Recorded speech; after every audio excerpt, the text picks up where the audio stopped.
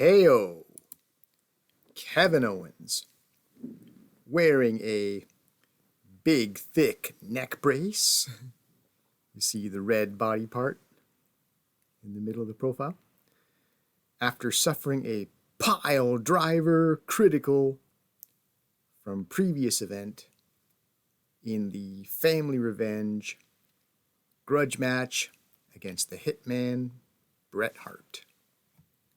Storms into my office. KO says, I want Bret Hart again. Immediately. Landmine death match.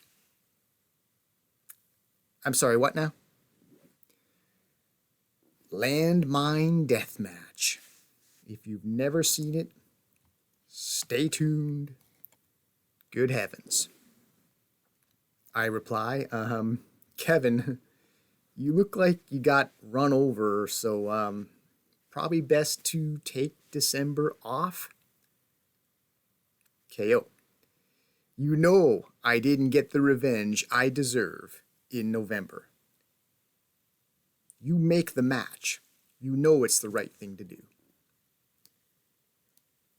I quickly realize there's no talking him out of it and conclude that would be one way to make the year-end bash quite the spectacle.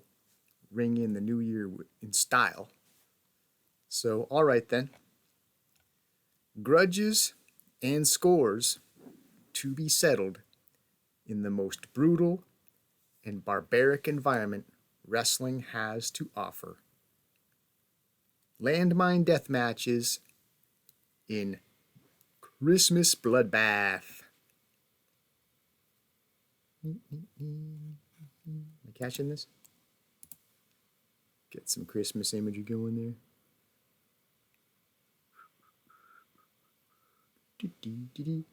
Okay, so yeah, Merry Christmas.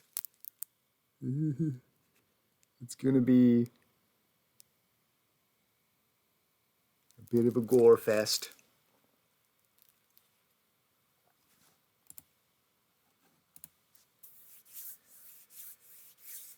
So, I contact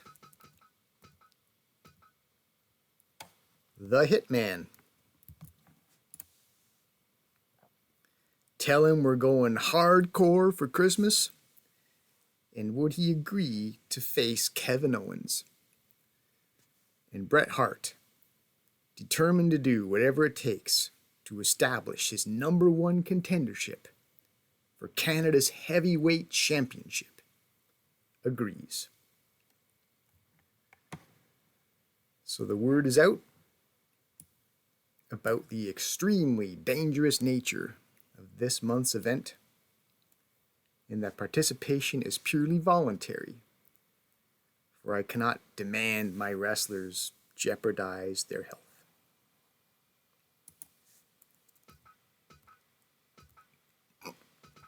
I later reconvene with Kevin in my office to sign waivers declaring he is knowingly going against my recommendation he take time off to get healthy, and that he is literally risking his neck of his own accord, and the Canada Wrestling Promotion is free from any legal blowback should KO get seriously injured in the upcoming match. When break the wall down for those about to rock, who enters my office but none other than Lionheart Chris Jericho. Says, Kev, listen to me. As your best friend, remember that angle from WWE? As your best friend, don't do this. Don't risk your health or even your life in this kind of match with your neck all screwed up. To which KO replies, Damn it, Chris. I still owe Brett for what he did to my cousin. I'll have his ass for it. Jericho. I have a better idea. Let me face the hitman in your place. Meanwhile, you rest up, and after I beat Bret Hart within an inch of his life, and he's a broken and demoralized shell of a man, in the new year, you and I team up to challenge for his DFW tag title. You can see it there, he's got his belt. And we ruin what little remains of his reputation. Let me do this for you, please, as your best friend.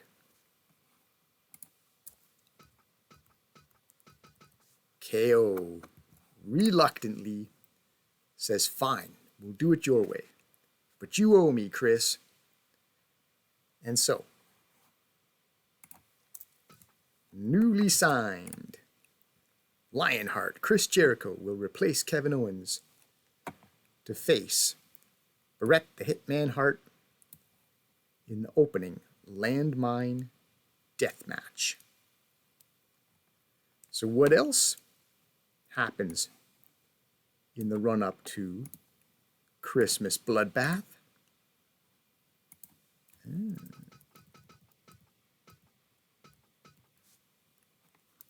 Strongheart. Another guy who suffered a critical by Blue Hair's fire-jumping powerbomb.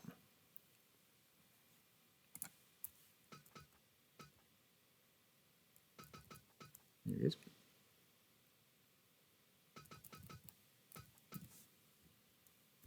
You can see quite a bit of red there in his picture. So, you can see he's not just red, but in the bottom right, their status, hospitalized. Down lower, out with injury for 1.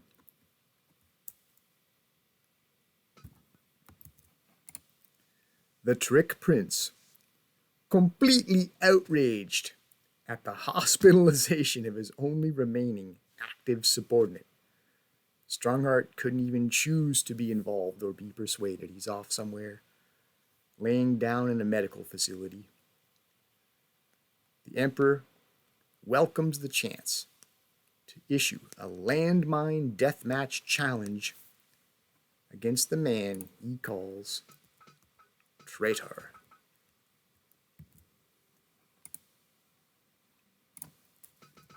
And in variation of Sean Connery's line from the film Untouchables regarding Al Capone, you send one of mine to the hospital, I'm gonna send you to the morgue. Fitting, since it's death matches after all. What are the plot points?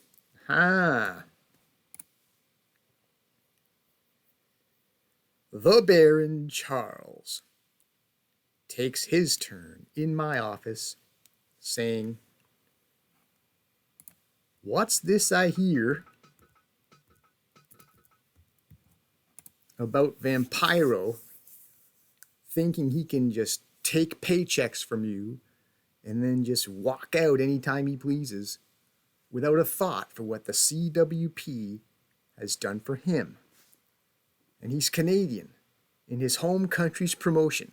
What a disgraceful way to act. To which I reply, I agree. He's not happy here. What can I do? To which the Baron replies, here's what you can do. Vampiro likes it hardcore, does he? As you can see, right side of his profile, match style hardcore. Let's give him what he wants. Maybe that will make him want to stay here. He thinks he can attack me with a barbed wire baseball bat?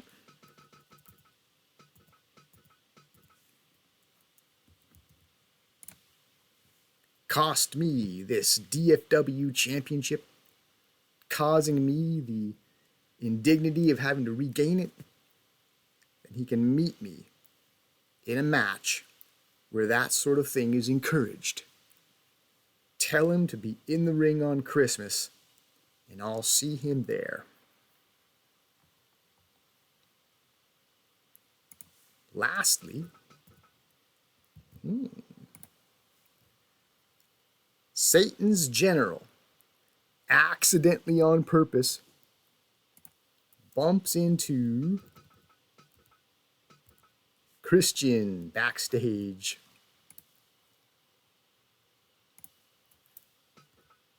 The general says, "So you got some masked superhero to fight your battle for you last event. Worked out well for you to sit out. Also shows how much of a coward you really are." Christian replies, "Hey, I don't need the Blue Blazer or Edge or anyone else to fight you. CEO Derek Bogart wants to see blood. How about you and me close the show with a river of it?" So we have the main event.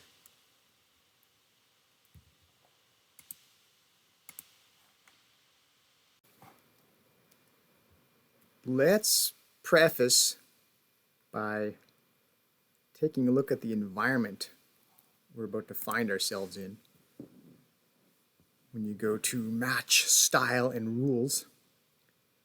So you see in the top left, for starters, match style hardcore, which if you've ever seen ECW, Extreme Championship Wrestling, it's basically that. So weapons, not just allowed, but basically encouraged. Use your environment any which way you care to. Anything goes. No level of violence too extreme or unacceptable. And no DQ. No such thing as disqualification when it's anything goes. So, we make our way down the list. So weapons. There will be 8 weapons scattered around the ring to be employed. That's in addition to the, oh yeah, did I mention landmines? And, I guess one notch above there, corner options. The turnbuckles will be wrapped in barbed wire. You can also have the option to change it to fluorescent lamps, you know, those like those flood lamp type things that can pop. So that can be crowd pleasing, but I feel like I want to go for barbed wire this time. If we ever run this again, maybe we'll do lamps, poppable lamps. Rope off, which is optional in this setting, as in rope break, like if there's a submission attempt or pinfall attempt and someone's touching the ropes, normally you break. But I figure in a real death match, there should be no handy safety zone. You can just sort of get out of jail free with it just by going, So there'll be no rope breaks. If you're tangled up in the ropes, too bad. This is hardcore, and you gotta figure it out somehow. And as I mentioned, no DQ is default. So disqualifications, we don't do those in hardcore. It's just everything is on the table. So who's going to be participating in this horror show? Well, first, let's just quickly touch on who's not going to be participating, above and beyond who you might expect to already be out.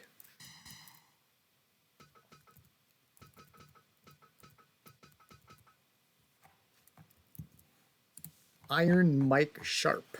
So we're going to look at the what they call healthy scratches. It's a sports term when someone's out despite the fact that they physically could go, but they're out for whatever other reason. Iron Mike Sharp. So he's new to here, new to this promotion, so he really doesn't have any rivalries built up to speak of. He's just still getting into some interactions with other wrestlers. But as long as you have him on the screen, why not take a glance at his profile a little bit? Of Canada's greatest athlete. You can see he's 68 years old by this timeline. And yeah, so don't know how long we'll have him. He's definitely in a range where he could retire. If you go further down, he's only got 2 moves listed. Typically you have the one finisher and then several signatures. He's only got one of each. So he's got, fittingly, very patriotically, the Canadian backbreaker, his finisher. And he might do a high angle body slam at some point as well. So who knows, maybe he can use the signature move to soften his opponent up for the big finish. The Canadian backbreaker. So speaking of B's, up in the right there, attack defense B, so he's a good wrestler. Salary reasonable at $2,500. He's already strong style, so that's good. Fits right in. Popularity in America A. That seems high, but I guess he's well known by this point. Like if you know your history of wrestling, whether it's Canadian wrestling or WWF wrestling, you probably know Iron Mike Sharp and be like, oh yeah, that guy. I'd love to see him get in the ring again. So popularity A. Trust D, as anyone famous seems to be when we bring them in. Any basically custom wrestlers that we bring out from outside the core game, they always seem to have D when we bring them in. All right. Who else is out? From Sharpshooter Syndicate, the Canadian sensation. So, I mean, he's been around a long time, like he came in around mid-year 1. He came in time for the original Canada Day Spectacular. So he's been here for, what would it be, basically 2.5 years. So around a long time, many wins, many title victories. You'd think he'd make enemies along the way somehow. But just never really any serious feuding. Nothing that really would like demanded, ongoing rematches or anything like that. So, having no particular beef with anyone, he'll be sitting out. And final healthy scratch. Wise man Ted Axel, who has told me that he has no interest in risking damage to his $50,000 marketable good looks. That's what he gave me as a statement to give you. So there you go, Ted. I looked after you. Okay. Despite the absences, we'll still be running a record-tying 8 matches. So let's get to it.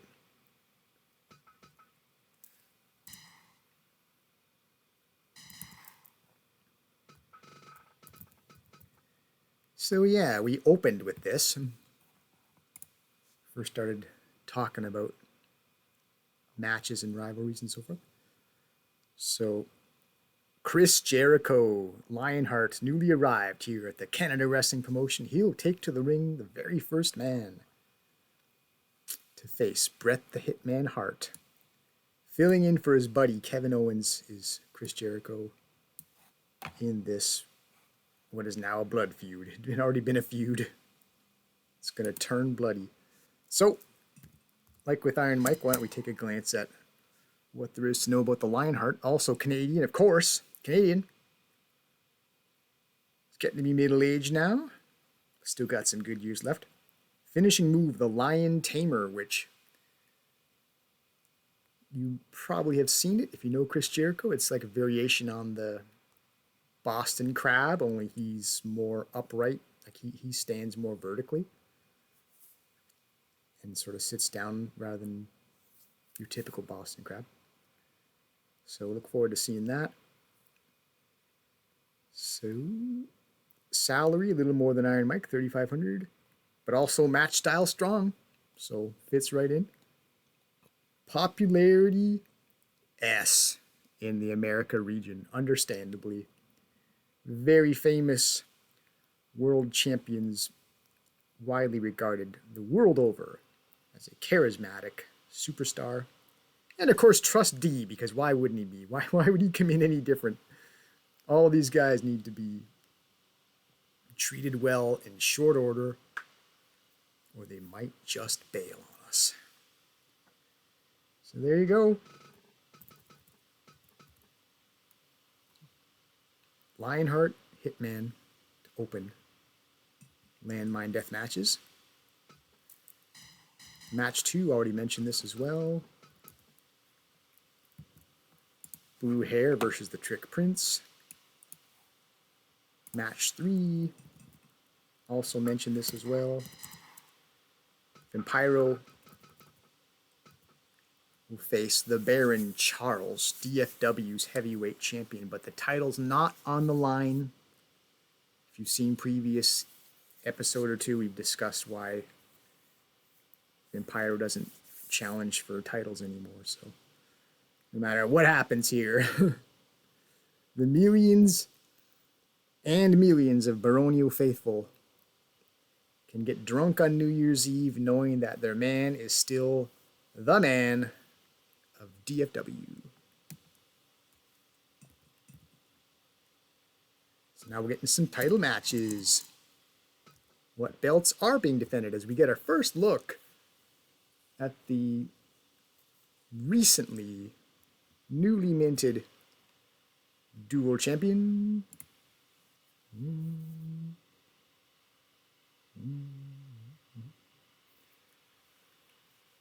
Shota unified the junior titles. So, with Owen Miller out, if you remember, suffered blood loss and quite a bit of it over a short span in losing the junior championship to Shota. So I think psychologically regrouping as much as anything. Don't know if the game really addresses mental state, but sometimes I've worked into the story when someone's out and recent events might have left them traumatized. You might think that they might just be choosing to be out, not that they are physically unable. So, with Christian feuding elsewhere, Owen Miller needing recovery, the title shot versus Shota falls to Mexico Miguel, who has had more than his share of bloody run-ins with Shota since these two juniors first fought for this title many moons ago. And with Shota, of course, if you've seen his matches, you'd know any kind of bloodbath environment, Christmas or otherwise, is right up his alley, and he wouldn't miss this. So why not face his original rival for the title? As with our next couple matches, been run a number of times, but never in landmine deathmatch environment. So when we're speaking of originals, we just saw the original juniors. How about the original 6?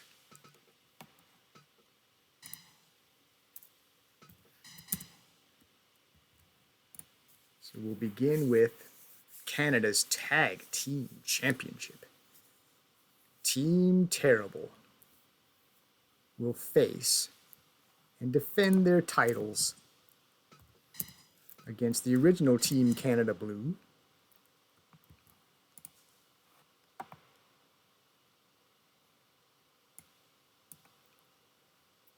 which is Wolf and Omega.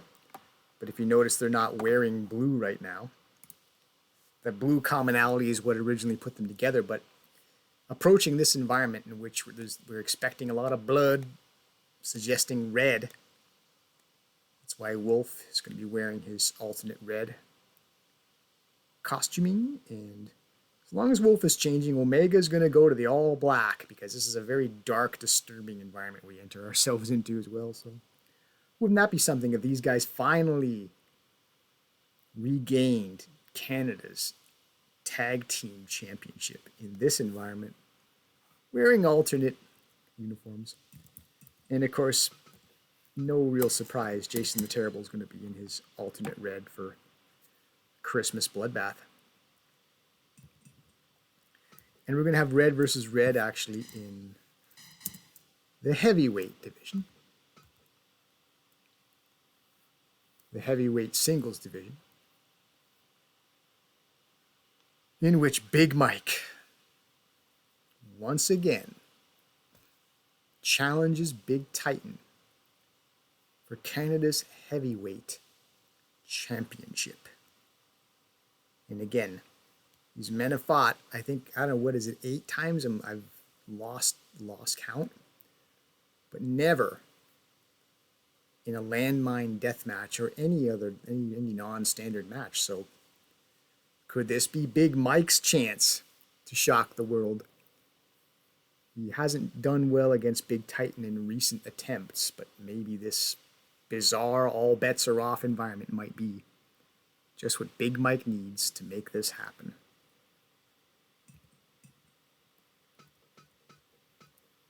So, rounding out final couple matches, will feature the religious rivalry we've been running of late. What better time to culminate than on Christmas? First of those 2 matches will be, Team Canada Blue again. Only these guys will be in their blue, in opposition to the Satanic Red. Edge and Blue Blazer will go R-rated in this environment, obviously. So see, again, Rated R Superstar. When they face the Warren Will edition of Team Satan, the Midnight Night, yeah, along with the Foot Soldier. So that'll be basically the religious warm-up prior to the big main event, the big Christmas finale, grudge match extraordinaire, Junior versus General, more importantly, good versus evil, in the apex manner that we can think of in this promotion at least. Christian and Satan's General. They will close the show. How big of a show are we talking about? Look in the top right there. Audience forecast over 29,000 in a 30,000 venue, so nearly packing the place thanks to, see in the bottom right there, advertising, throwing a poster in there. I think making these hardcore matches might have offset the attendance in a negative way, because that's not what our promotion's supposed to be about. Like if you go back to the promotion data, it'll say strong style there. Like it's what your promotion is known for and fans expect to see. So being hardcore might have dipped our attendance a little bit, but throwing on a poster there for some advertising is more than made up for what fans might have vacated us over. So anyway, point is, it should be a rockin' house. Let's see. All right, pretty good. As we've done so many times before, confirm that. Check view title belts. very briefly, just because, let me just change my camera so I'm not blocking. 6 tag. You can see the entire history there. Still fits on a page there. The Wolf team was the original champion. Back again as the 7th ever champions. So, Wolf Hockfield's record still intact in terms of the number of title defenses. The record number of title defenses. His teams have accomplished 3 wins, 3 title defenses, as you can see, on 2 different occasions. And the record's now safe thanks to the stripping of this championship from Team Weird, which again, if you see previous episode, you'll know what that was about.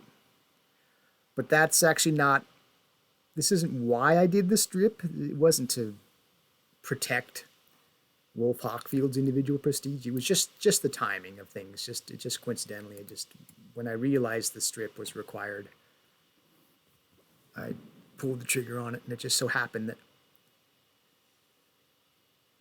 Team Weird did not get a chance to tie the record for title defenses. So. And it might as well be that way. If you know the unfortunate nature around that stripping. Okay. So I touched on this before as well. Haven't looked at the stables in a while. Manage stables.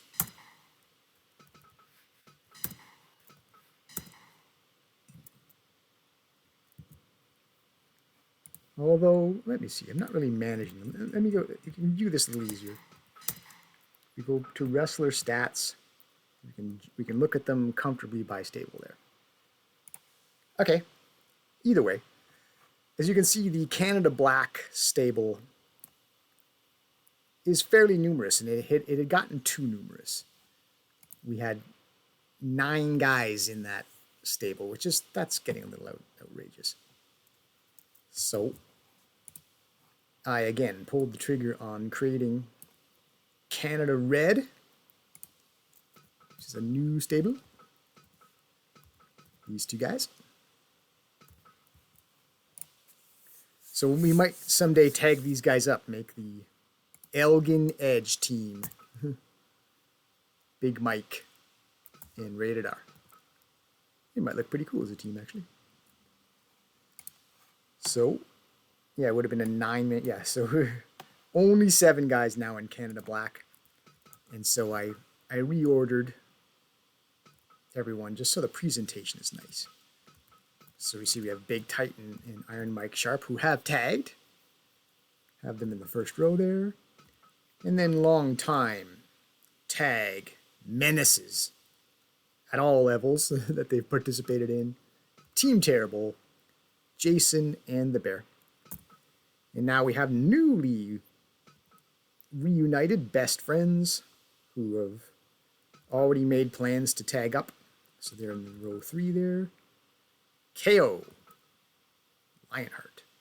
And then, by himself, at the bottom of the list, maybe resting in his coffin for the time being, Vampiro.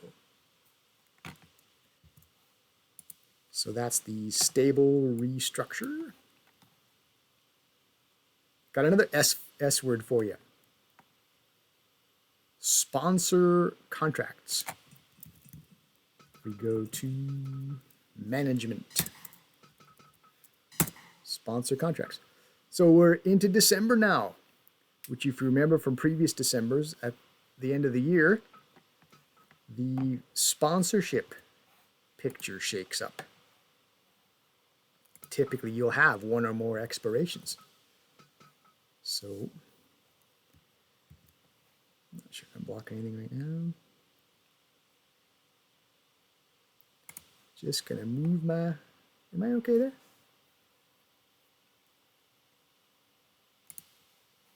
probably should move myself back to where I know I'm out of the way. Okay. So, as you can see there, Jumbo Mart.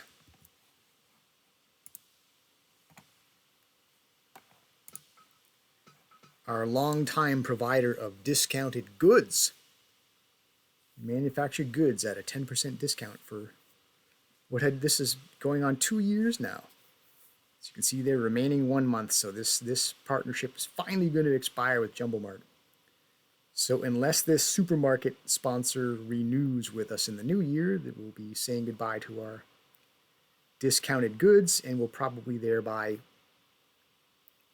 will suspend goods production altogether. And we'll just say it's on economic grounds that without the discount, it's just not economically feasible to engage in all that activity. It's the discount that makes it worth doing. So if this is the last we see of them, let's just glance at them again. Very cool blue color. City-sized supermarket that has everything you can imagine and some things you can't. You need a full day to walk from one side to the other. They've been paying us $4,000 a month in addition to the discount. So yeah, we'll be sorry to see you go, Jumbo Mart, longtime friends and partners. And yeah, I guess as long as we got that sitting there, average match evaluation must be 50% or more. So that's never really come into play because we've always had match evaluations at around 80.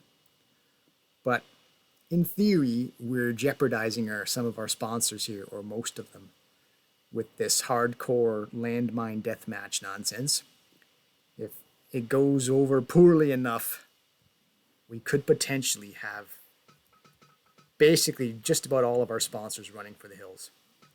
4 out of the 5 sponsors, including our biggie at the top there, Lit Cola, requires a certain match evaluation, 60%, which is more forgiving, but can you imagine if they walked out on us with still a year to go on $800,000 a month? So much money would cost us. So we're taking a bit of a chance here. But I trust our guys will put on a spectacular show no matter what. And there's another sponsor there. Thick Rick, snack brand. They were only with us for a year to begin with, also paying us $4,000 a month. Thank you for that. Also had the match evaluation condition, which was probably never going to figure in again. But yeah, beef jerky, people. Perfect for intense gaming sessions when you need to eat but can't use your hands.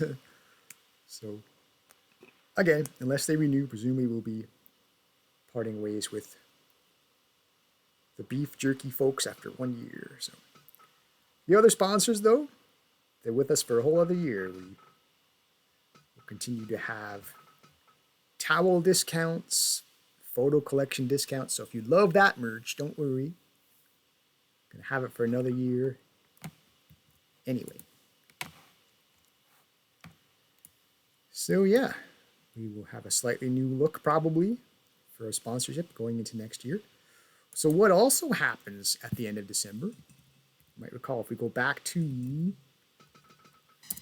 promotion stats, I've already touched on it, top right there, promotion style strong. So we're going against our promotion style with this event. So we're gambling with our reputation right now and with our sponsorship.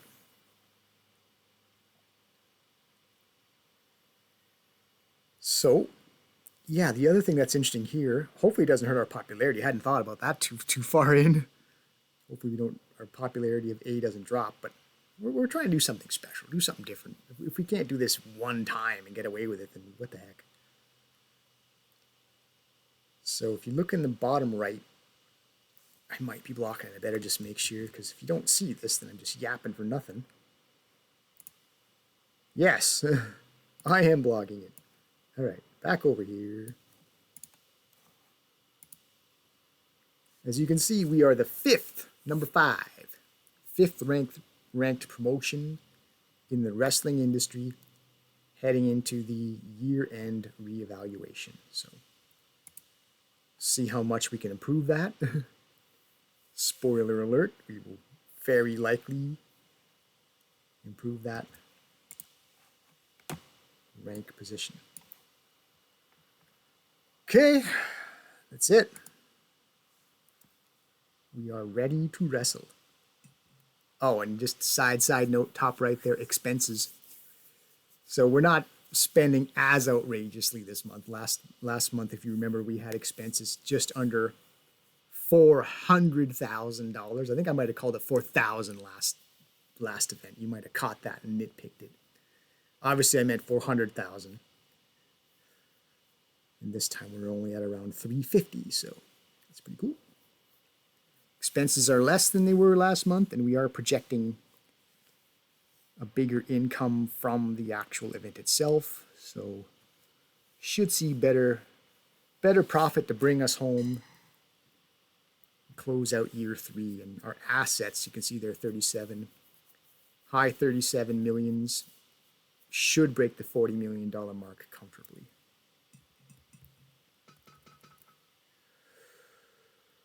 Should. I guess we'll just have to wait and see. Let's do it.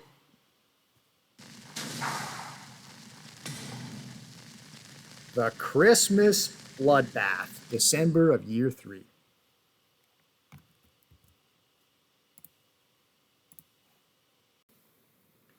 All right, safe to say we've preambled the bejesus out of this. Let's get the fighting on. You'll notice there'll be no ring entrances because the place is already blocked off, so not a lot of theatrics to start. Just get right in the ring and start fighting. Snap suplex by Lionheart. Knee to the bread basket amidst this barbed wire confines. Brett goes over the top, some agility on display. Well, there you go. I was going to say, at some point we're going to hear that explosion from landmines. And there you have it. I'm just glad I wasn't talking over it when it happened. As soon as I saw guys get close to the edge, I realized it could happen now anytime. And Bret Hart is already bloodied. Eats an arm drag takedown.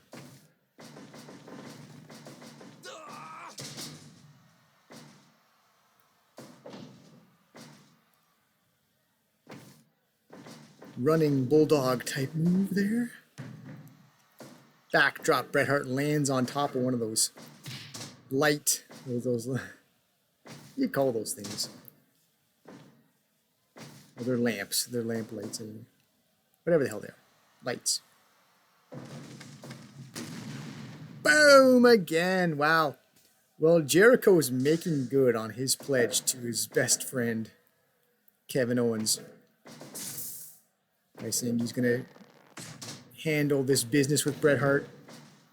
But then Lionheart gets thrown into the barbed wire there. If you notice, the turnbuckles are blocked off by barbed wire. It's just a matter of time before. You can't run into that barbed wire too many times before your blood starts coming out. But we've already got... Oh my god! Oh my goodness. The Lionheart has come to the Canada Wrestling Promotion, a motivated man. 3 times now he's into the bar. 3 times Bret Hart has been exploded by the landmines. Oh, again into the turnbuckle barbed wire barrier.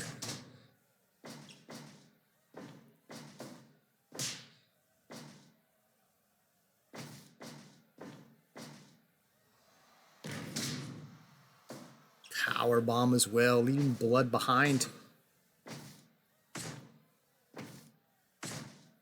Series of forearm shots knocking the Hitman back toward the Lit Cola.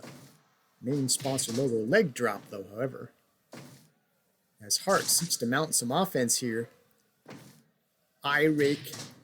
Hopefully to cause some disarray in the Lionheart's game plan, which has been pretty rock solid so far. Or how should we say, barbed wire sharp.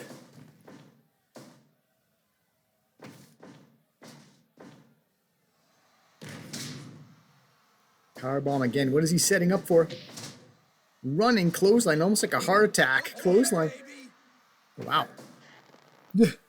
My apologies for talking over the Lionheart audio. Maybe you heard it better than me.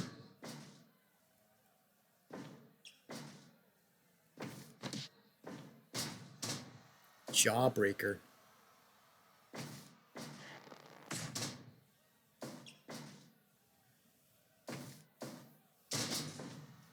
Swinging neckbreaker. 7 minutes now of crazy action. Sidewalk slam onto the light fixture. Is it even a fixture? I don't even know what they're called. It's a light. Sleeper hold, center of the ring. It's a bit early for a submission, and I think this match has largely been Lionheart so far anyway. So there's a sharpshooter, however. So both these men use a variation on the Boston Crab as a submission finisher.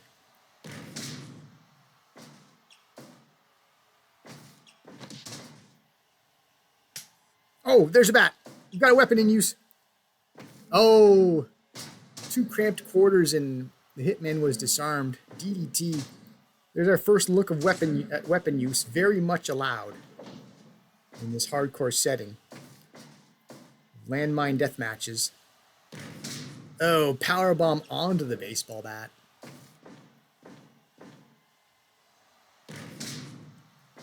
The debris is in there to be... Oh, swinging neckbreaker onto the baseball bat. Additional damage to be inflicted. There we go, there's the bat again.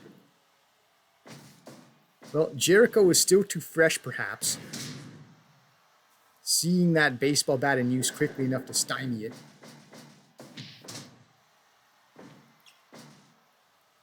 Perhaps Hart used to wear the Lionheart down a little bit before we can realistically expect to get use of a weapon in. Repeated power bombs, leaving a splash of blood on the ring where Hart's head was striking it. Blood seeping everywhere. Chris Jericho, the Lionheart, has made a splash and a half here. A massive debut.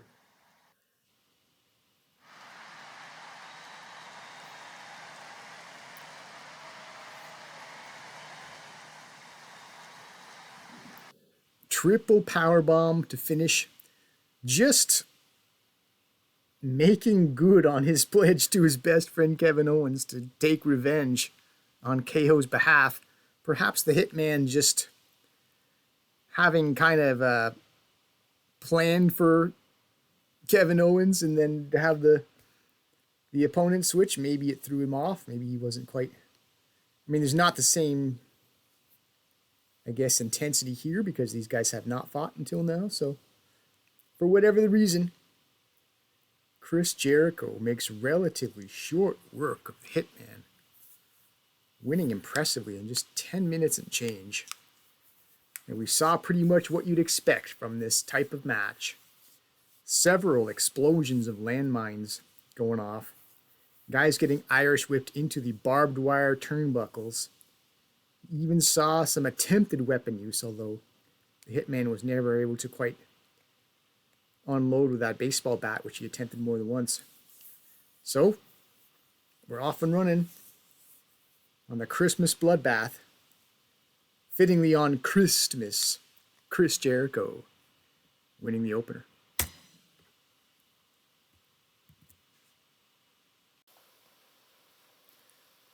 On to match 2. Can the Japan-China rivalry, Traitor versus Emperor, follow up that? Pretty disturbing performance. How do you follow a match that seemed to capture what landmine death matches should?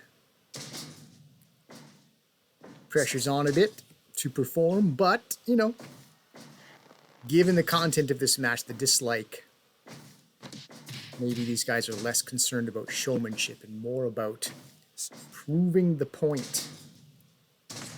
Body slam, then going after the foundation. Combination wrestling by the Trick Prince. Eats the dragon screw leg whip, however, falling amidst the debris. More than one baseball bat in the area.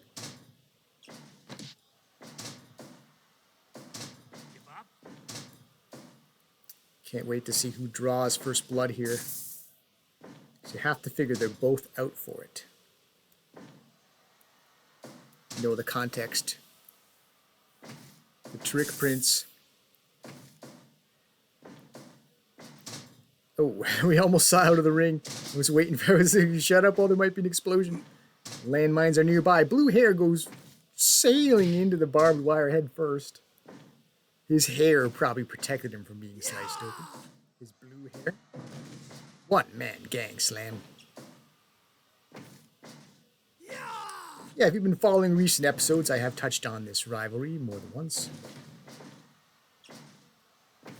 If you need more context, you could go back and rewatch some previous episodes. There you go. Irish whip into the barbed wire. Blue hair draws first blood on the Trick Prince and almost gets bloodied himself. Striking that barbed wire. Oh, the mist! Green mist! To blind blue hair, and while he was struggling to restore his vision, what was that? A spinning side kick to the midsection by Trick Prince. Blue hair trying to buy himself time, maybe with that sleeper hold, just try and slow the action down while he maybe some of that slimy goop maybe gets out of his eyes so you can see properly. The blood from the Trick Prince not showing up particularly well on the Lit Cola main sponsor logo, being largely red. One man is stained red, the other man stained green. These are already pretty colorful out there, under 5 minutes.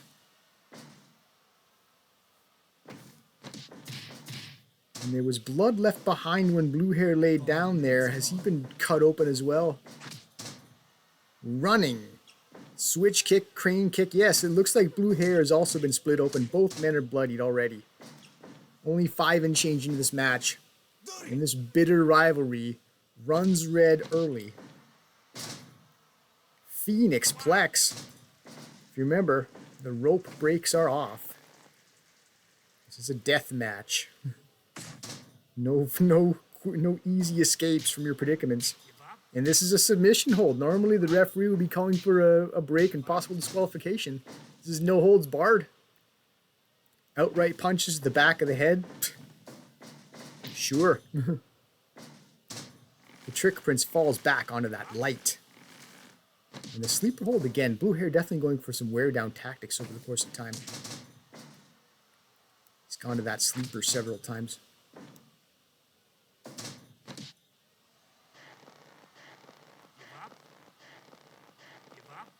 So we have an arm trap, headlock. Oh, Irish whip into the barbed wire. Blood on the canvas where the man fell. Falls face first onto a baseball bat.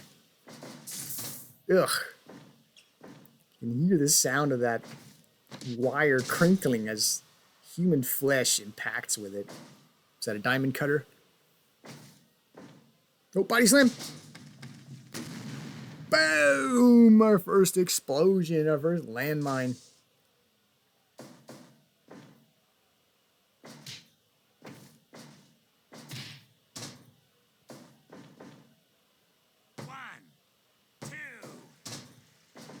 Two count to cross the main sponsor logo. Combination striking knees to the face, but then he eats a boot to the face.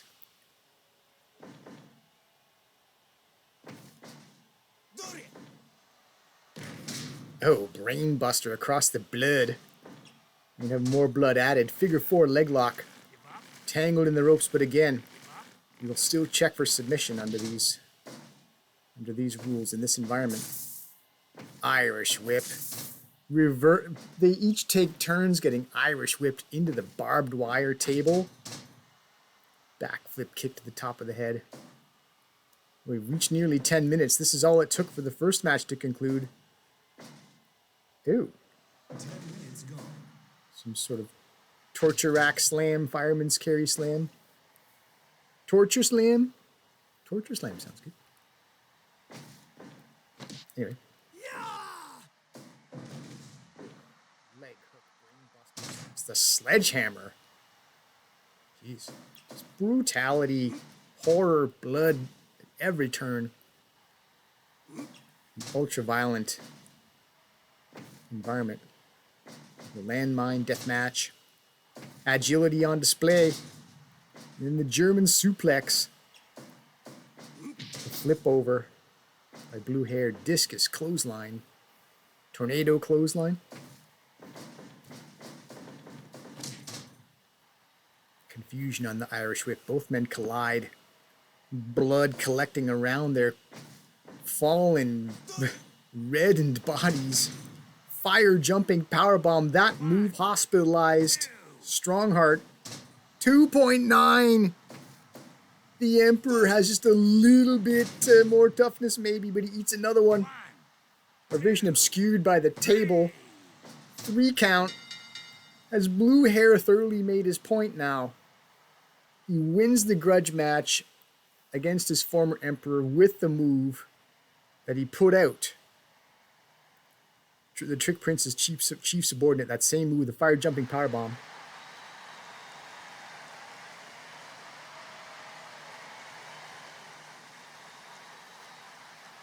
Huh. Looking pretty good. In the wake of Bret the Hitman Hart's push for the #1 contendership being shaken by that defeat, are we seeing in his place perhaps the rise of blue hair looking impressive lately? Getting some emphatic finishes and building a reputation with that fire jumping powerbomb as being a finisher to keep an eye on. Yeah, maybe. So is this over now for the Trick Prince? Does the Emperor just concede that this is a vendetta he can just safely drop and go back to seeking out championships? Or is it a case where it'll never end? I don't know. It's up to him. He's got to go back, get drunk on New Year's Eve, lay around hungover in January and see what he thinks.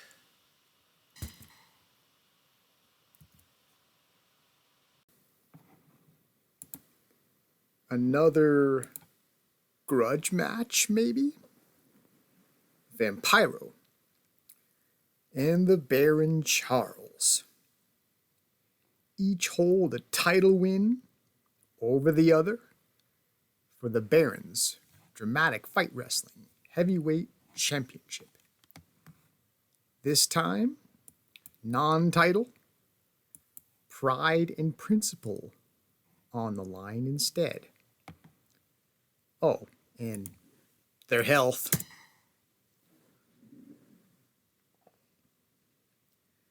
As they take their animosity into landmine deathmatch.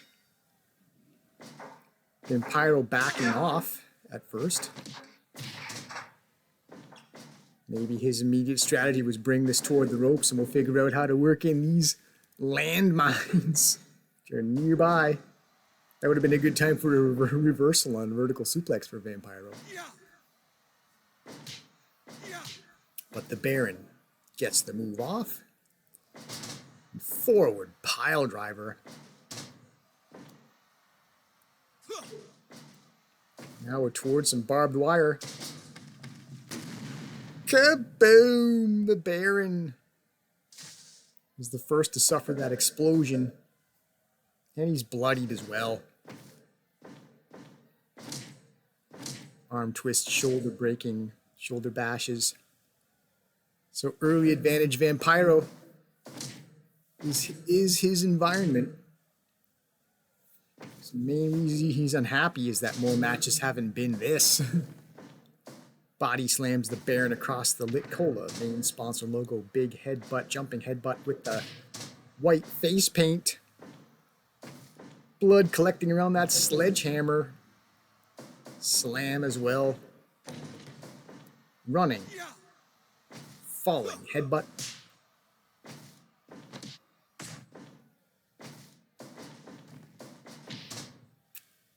Irish whip, but the size and momentum of the Baron. Bowling over Vampiro. Double arm, suplex, and they both land amidst the debris, the weapons. I figure Vampiro might pick up any time. Spinning heel and then the running sort of splash type move.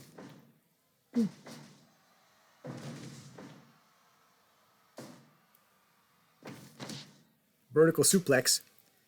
And we'll go for the chair's illusion. But looks like the referee, well, he'll check on it. There's not supposed to be any disqualifications, so maybe that was some sort, I don't know what kind of ploy that was, but maybe just to take Vampiro by surprise, like of all things, I'm going to give you a chair to whack me with, which is perfectly legal in this environment. Who knows what machinations are going on inside the unusual mind of Baron Charles.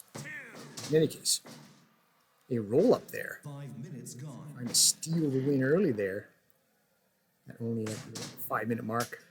Oh, there's a weapon.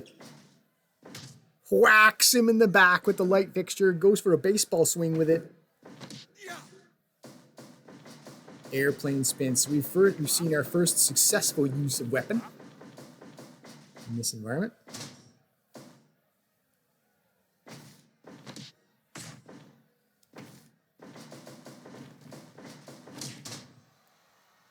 Since this is a non-title match, down low with the headbutt.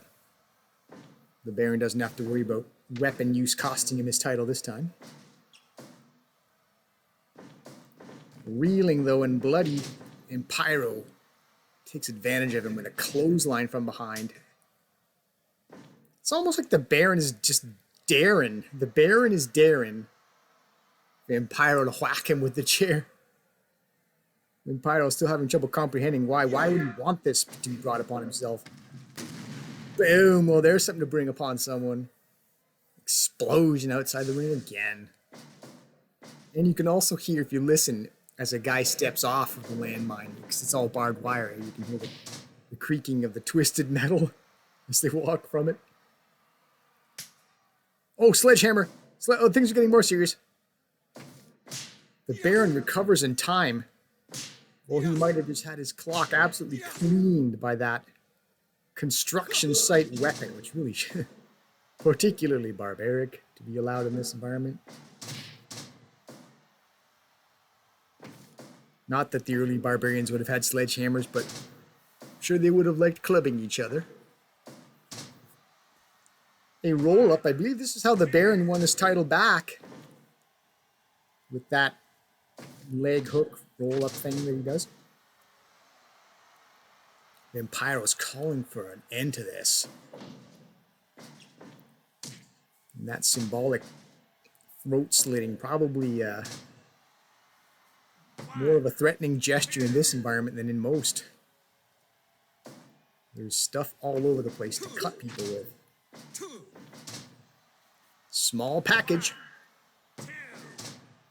Curled up in the barbed wire turnbuckle area. Try that again. So he's trying to knock him senseless with that kick. Flying kick, and then when he's in disarray with a small package going, oh wow. Is that the nail in the coffin? 10 minutes gone. Well, it was, at least from a figurative sense, the nail in the coffin of this match. That might have been his finisher move, Vampiro. And you know, no shame. This is hardcore is Vampiro's specialty, according to his profile. I mean,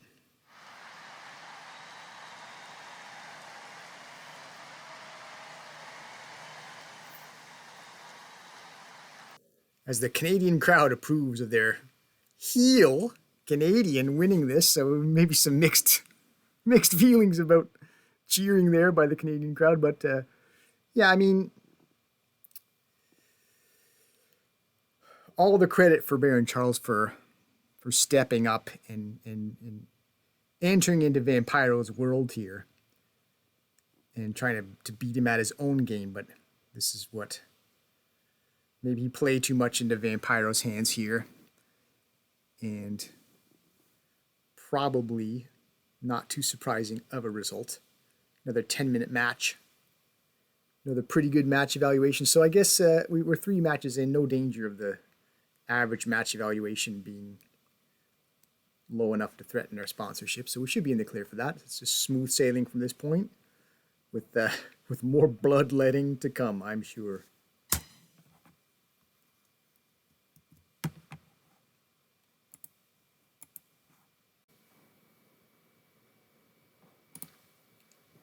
Many matches.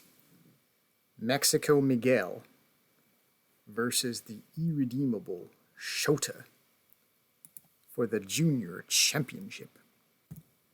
First time, landmines.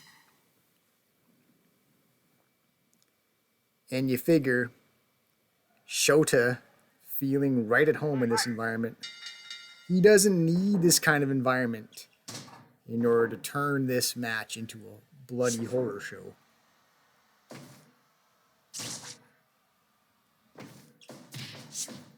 I don't know.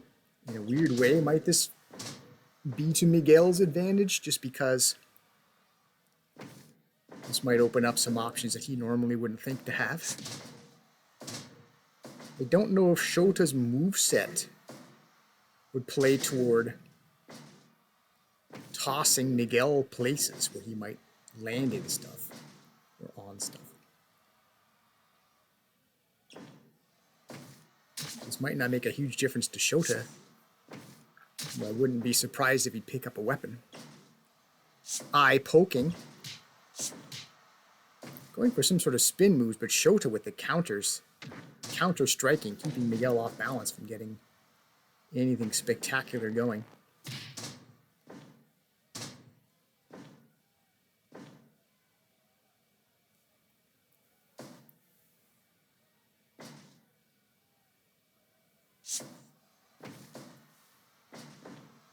Oh, but if we'd seen the reversal on the vertical suplex there, you would have seen some out of the ring.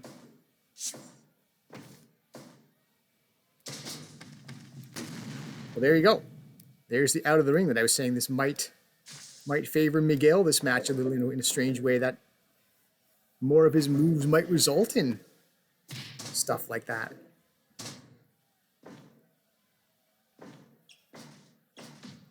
And Shota's bleeding. That's not normally what you see. Usually it's Shota breaking open his opponent.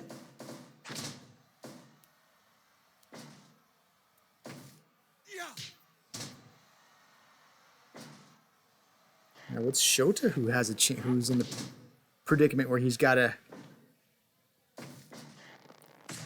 figure out how to cope with seeing his own blood around the place.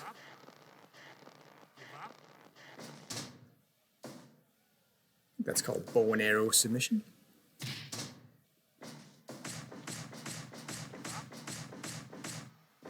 But who knows, maybe Shota's background has been all about this type of thing prior to getting to this organization.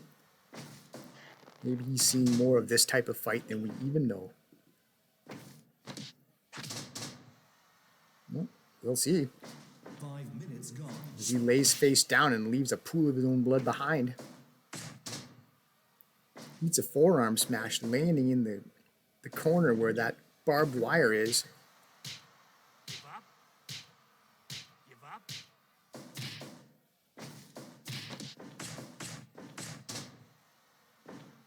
Knees to the face.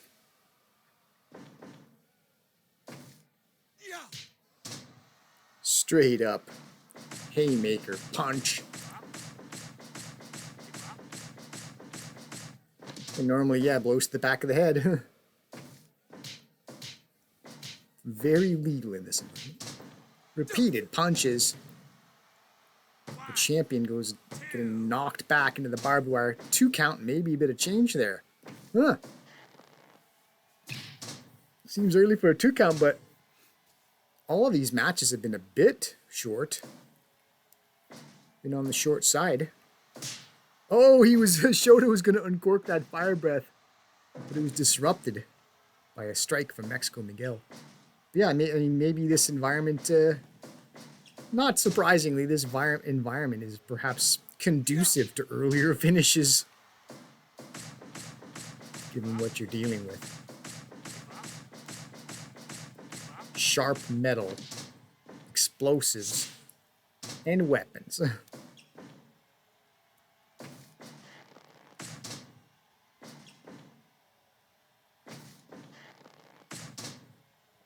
Falling upon that barbed wire baseball bat is the champion. That's as much as anything probably why blood was left behind. Oh, and then he whacks into the turnbuckle where there's more.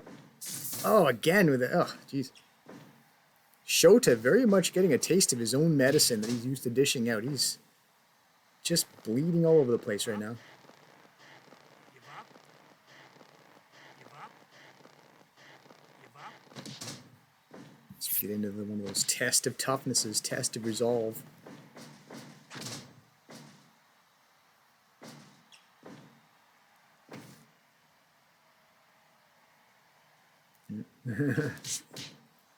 Shota basically casting that chair aside, saying, I don't need a weapon to defeat you or anybody else. Though he doesn't mind employing the occasional weapon, even in a normal match. He does have that scythe to pull out once in a while. Oh, there's a weapon. Okay, like I said, wouldn't put it past him. 10 minutes gone. Maybe realizing he didn't have a lot of room to use it. Lets it fall. Reverts back to normal wrestling. And like I say, Shota, in theory, very much at home here. I mean, Miguel did what he could under this environment. He gave himself the best possible chance, drawing blood early on the champion.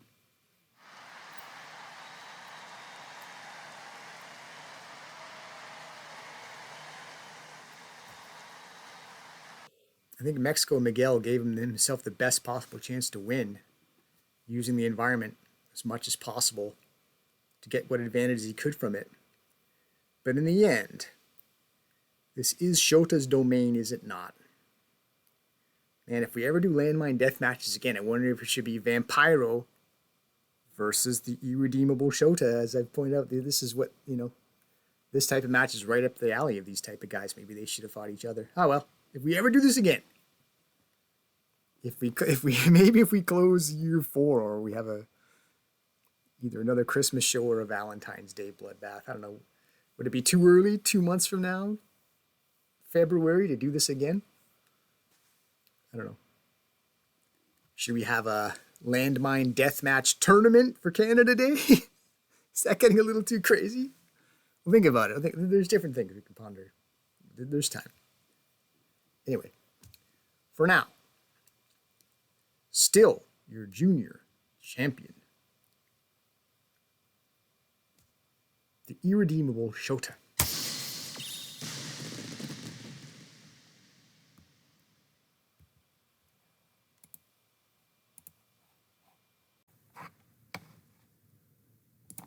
Mostly an early months rivalry for these two teams in this promotion, after which Wolf has largely focused on the 6-tag division.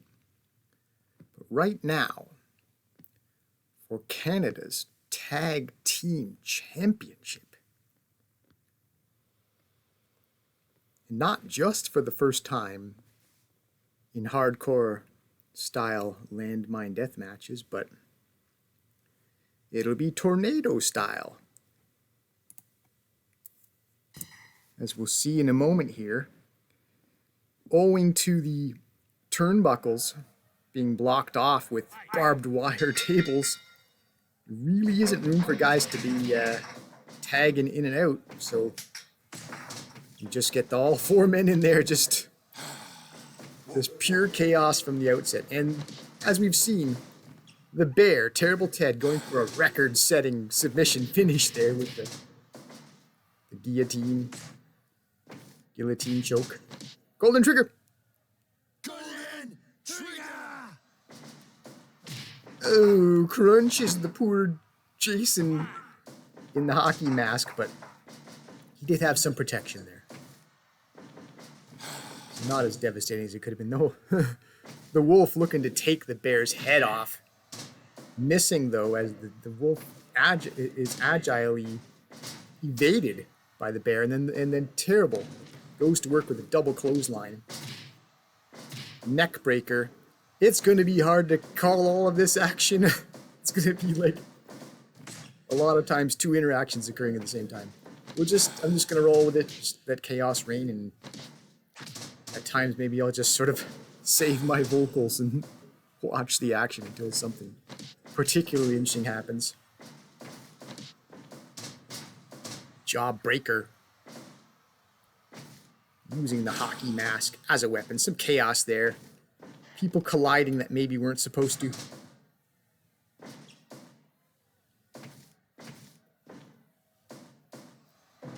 Working together on the double suplex, Omega goes crashing down onto a sledgehammer. Crazy. The wolf gets flung into the barbed wire. So does Terrible Ted. Now Ted goes for the ride on the double vertical suplex and explodes. Oh, look at he's laying there with his face in the barbed wire, blood seeping out. Jason the Terrible gets flung into the barbed wire on the other side. Ted is gradually closing the distance to re-engage. He's probably in a daze right now. Seemed like he was slow moving if I'm not imagining things. Another jawbreaker. Oh! Wow, okay. Jason with a bit of physics defiance there over at the blue corner, if you saw that. Vertical suplex onto the table shard. Debris everywhere to land on. Terrible Ted, there's an unusual sight. Golden Trigger! Double team on the big knee again as the bear is just drenched in red. You don't normally see that. 2 count, the challengers. Very much alive here. 2 count on the champs. Is this sort of mayhem and the wrestling bear being put in an awkward position with all the blood? Is this the recipe for Wolf and Omega to finally, after all this time, get their second win against this team and their second title win in the tag division? They won these tag titles in month 3. What are we at now? 36?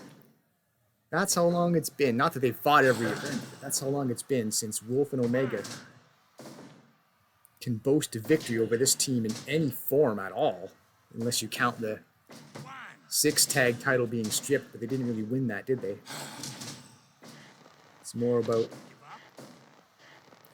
politics and economics of the promotion behind the scenes. Another neck breaker, though. And this might give Wolf and Omega an advantage here, too. They don't normally have. Because the bear will frequently end these matches with a submission with that awesome bear strength. In this tornado format, unless your partner's currently involved in a move, he won't be too far away to possibly make the save. You get in trouble. Now we have dueling submissions, each team attempting a submission on the other. Okay, yeah.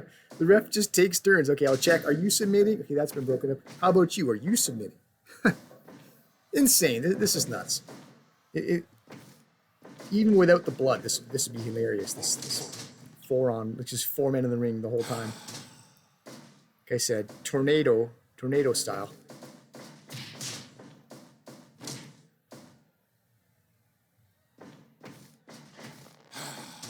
Maybe this isn't the only time we should run Tornado. Maybe we should try to arrange a Tornado match between these teams again. This has been pretty fun. Guys are slamming each other around. There's blood over there on the right side. I don't know if that's coming from... Anyway, we have the guillotine submission on the left side. How many times has that been curtains? But the Wolf is calling for the end as he says, you're going down. As he locks in the arm trap. Crossface. Might that cost them because the bear is now cinching in the guillotine on Kenny. Jawbreaker. Look at Jason. He's tired as hell. He's like, this is not what we normally do. Golden trigger. Golden Trigger! Golden trigger. The double knee. Pin following it up. Could we see new champions? 2.9. Insane. This was the original tag team rivalry. Largely one-sided over the course of the series. I think, what is it? 4 wins to 1, I think it might be. For Team Terrible over the original Team Canada Blue. And now Omega has been whacked into that barbed wire table. Now he's bleeding. The Wolf eats it as well. Tough skin, though. Resists being split open, but now Jason is just whacking them both out right now. Kenny's in a daze, eats a running shoulder. Flying shoulder. We have a pin attempt, a vertical suplex. Wolf kicks out at 1. Wow, he brought his toughness to this affair. Shrugs off the barbed wire. Just a 1 count when you try to pin him. Is this Wolf and Omega's time to finally get another win against this team? Golden Trigger! Boom! Again with a double knee. Yes, hockey mask, but how much blunt force trauma can one man take even with the protection of a hockey mask? 2 count. The bear is stunned. Recovers well enough to inflict the bear mare. Body slam. Reversal into an ankle lock. Oh man, wouldn't that have been hell if the bear had submitted? He was saved by his animal handler. Omega says it's over. Are we so sure about that? The bear, struggling to try to make the save. He gets confused. Kenny's in the way, perhaps. Jason's got to hit the full force of all that arm breaking. Looks like Jason might have saved... Someone saved Kenny. Was it Kenny that might have submitted? It's just nuts out there. It's completely nuts. Reversal. A counter from the double arm suplex into the backdrop. Double clothesline. Blech. I'm trying my best, people. Repeated headbutts using the hockey mask. If the action could relent for just a second, maybe I could catch my breath. I mean, I'm more excited than I would be for the average match because this history goes back so far. This is original rivalry. Some sort of running bulldog variation there by Omega. Over. Guys are bleeding. Guys are heaving for breath. Omega says it's over, but he eats a ball shot. Now the throat slitting by Jason. He says now it's really over. Or is it? Ankle lock submission attempt on the bear. Vertical suplex across the table shard. Kenny's bleeding all over it. Another ankle lock submission. The Wolf.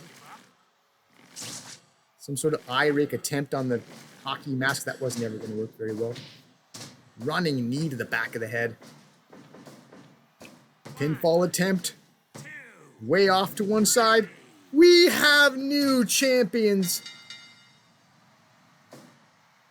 Bang! First time they beat Team Terrible was year 1, month 3. It's taken till the closing of year 3. Unbelievable.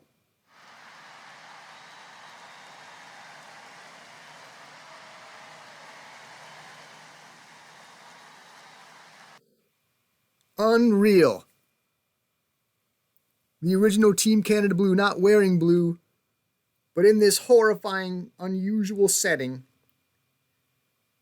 they take advantage of the chaos and confusion. They've become Canada's tag team champions for only the 2nd time after all this time. Longtime partners. Well, how's this for disaster? For Team Terrible over a 2-month span, over a mere 2 events, right? Last event in November, they had to relinquish the 6-tag championship over the behind-the-scenes controversy and awkwardness with Vampiro. And then the very next event, they lose their tag team championship. Oh, and they were just on the verge of 10 wins. They were on the verge of double-digit title defenses. If we go back to the record book, we'll see they had 9 title defenses. This would have been 10. They would have had double digits. Oh, man. Well, who better to screw Team Terrible out of that historical accomplishment than their original tag rivals? And in almost a blink, Team Terrible went from being double champions, right? They had the 6 tag and Canada's tag at the same time. Had one taken off them last event through, again, politics. This one, the tag titles, the Canada's tag titles taken off of them in the ring fair and square.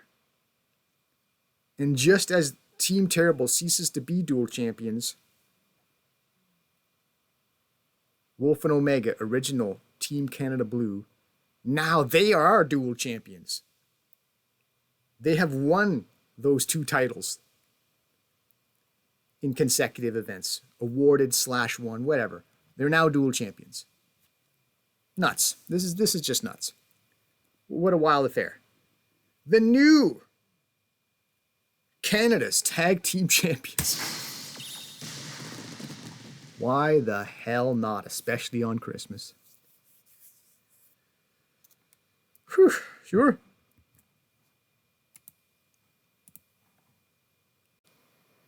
So, another occasion within this same event of how do you follow what just happened?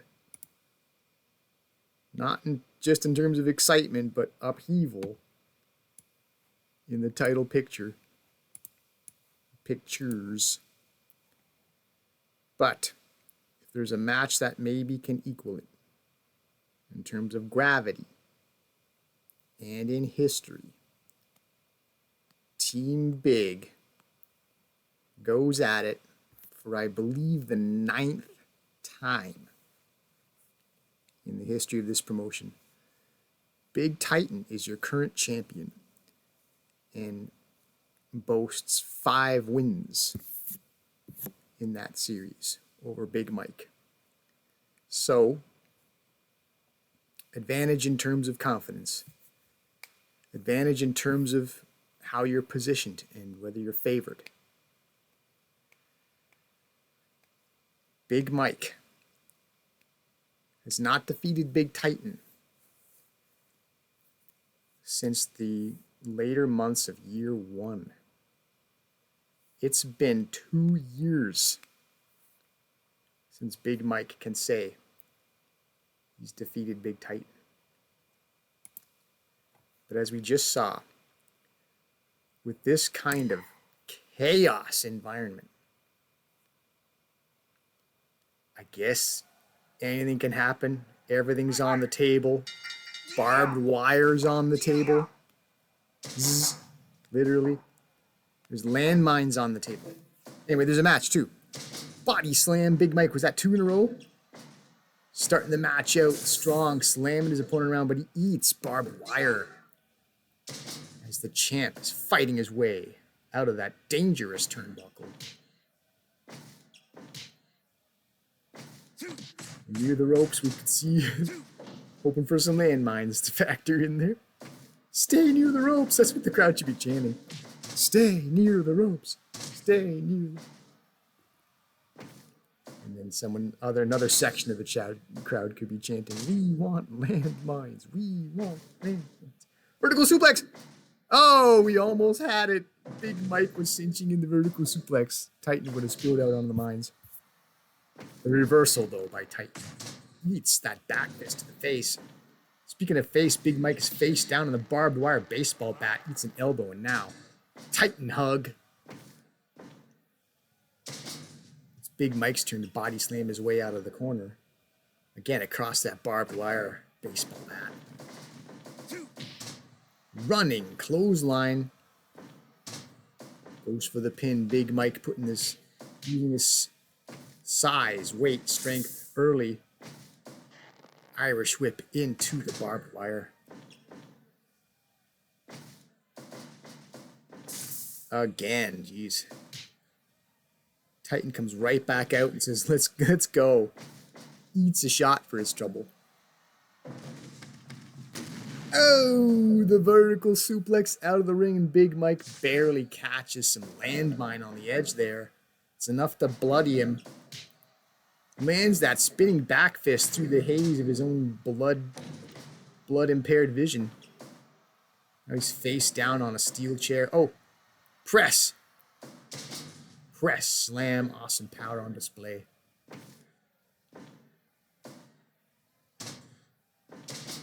Titan, death drop across the Lit Cola main sponsor logo. All kinds of red out there. Both these competitors wearing red. Lit Cola, red banner, Titan spear, and of course, all the blood. Possibly the we've already seen. Barbed wire, we've seen explosions and blood. So we've checked the boxes already. These first 5 minutes is what you would hope to get in this environment. Still, somehow, Big Titan not split open from all these impacts of the barbed wire. He's a man, isn't he? Jeez. But will this be what finally tests him? Could this be what finally spells an end to this long-time reign as Canada's heavyweight champion? He's now been blown up. Now it's his blood. It's collecting around at his feet. Full Nelson suplex. Of course, now Big Mike leaving blood behind, as he has been.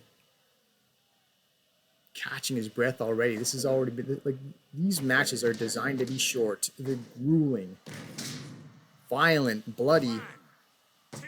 Super bomb, by the way, 2 count. Oh, someone's going out of the ring.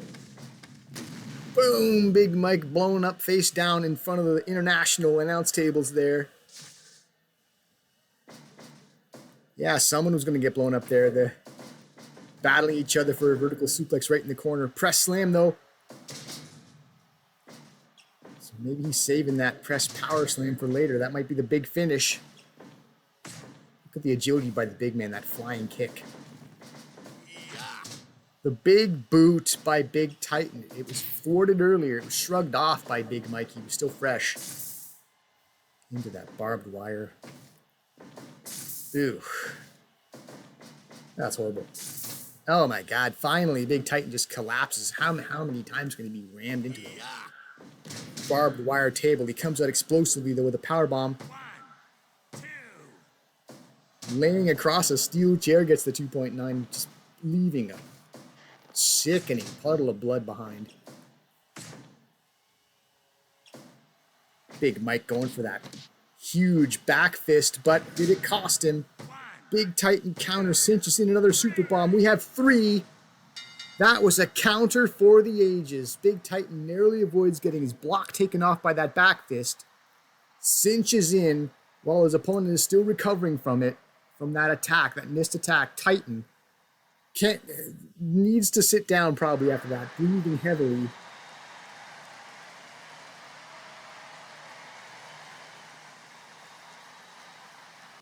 Super bomb, 9 minutes, 9 seconds. I gotta tell you, I'm tingling as heck right now. I got chills and tingles.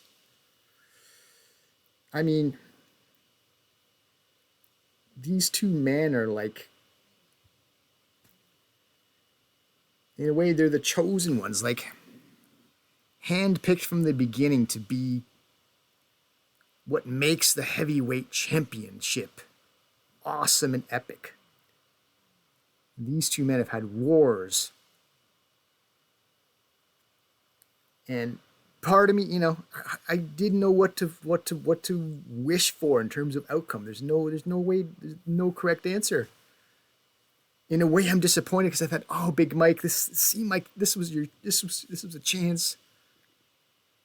Could have been a really special way to finally become Canada's heavyweight champion again. Doesn't get it done. But on the plus side, how do you not be in awe of what Big Titan is accomplishing. I mean, how long was it where the title kind of just, it was hard to hold on to? And Big Titan, I believe, what is that? 7 defenses in this reign alone. It's like I'm reminded of Clubber Lang from Rocky 3 when he said, I can't be beat and I won't be beat. It just seems like that's where we're at with Big Titan. He refuses to lose. It's just not happening anymore. Who can stop him? Who can overthrow him? If not Big Mike in this anything goes setting, then who? The question remains. We'll have to find out going forward. What matters now, still, underline, emphasis in bold print, still Canada's heavyweight champion, Big Titan. He's the King of Canada.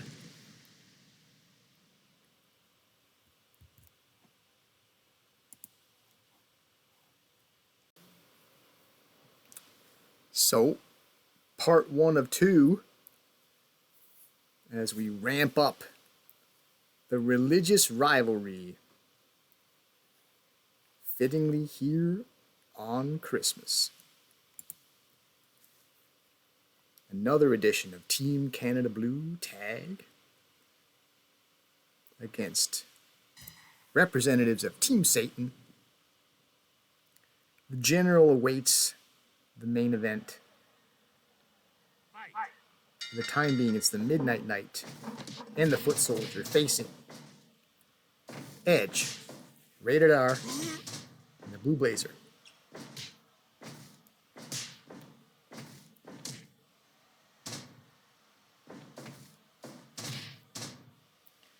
It's a battle featuring the 4 subsidiary members of the rivalry. Like, it's chiefly Christian and Satan's General. That's where the heart of this beef is where it started. And these are 4 men who were, by association, based on who they roll with, whether it's through faction or nation, they're now in a bloody, horrific, violent environment.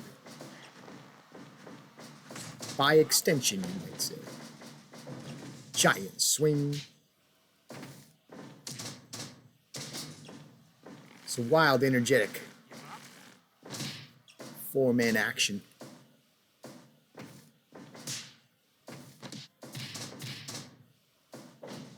It's been a whirlwind. I haven't been compelled to pick out too many moves. It's just been like, okay, there we go. Double drop kick. That stood out. Arm drag takedown, but literally, the Midnight Knight, gets his ass kicked by the Edge. A boot to the buttocks.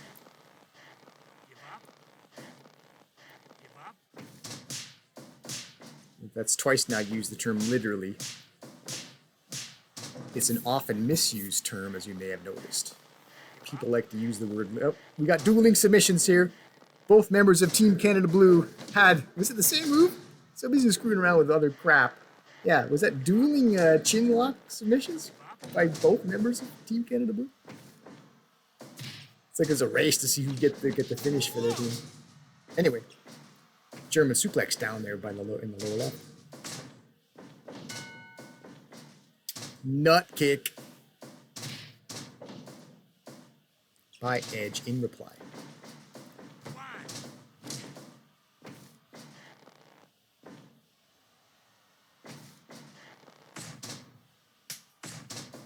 Oh, Edge had reached for that table shard. He's known for tables, ladders, and chairs. Gets flung into the barbed wire, bounces out of there, and makes the save for his partner. That was a great sequence. One thing would have been better is if Edge had whacked the Foot Soldier with that table shard before leaving. But good on Edge for actually reaching for a weapon. Now is the time. It's right there. Grab something. Olympic Slam. And yes, Team Canada Blue is clearly the hero team of this match, but I think it's fair to say power slam by Edge that the crowd would like to see some weapon use. It's right there in front of us. Do it.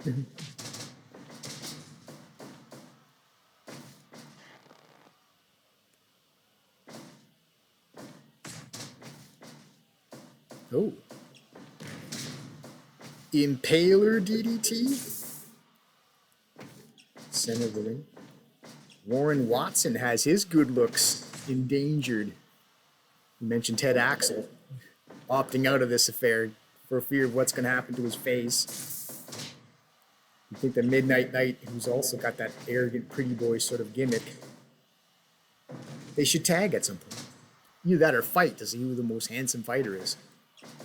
And get special referee Vega from Street Fighter to preside over that match. As Vega taught us, handsome fighters never lose a battle. He wore a metal mask in his fights to guard against damage to his beautiful, beautiful face, I suppose.